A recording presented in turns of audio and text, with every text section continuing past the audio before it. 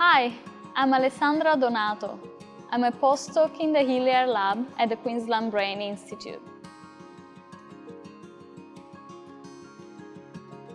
I got interested in neuroscience when I attended a seminar back home in Italy, and this seminar was about C. elegans, which is a millimeter-long worm, and this was used to study a human neurodegenerative disease.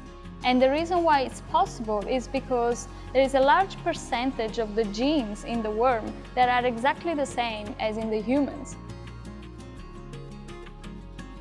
My science hero is an Italian scientist called Rita Levi-Montalcini. She was able to recreate a laboratory in her bedroom during the Second World War because she was Jewish and she was not allowed to go to university anymore. And her work later on, after many years dedicated to research, led to the discovery of the nerve growth factor.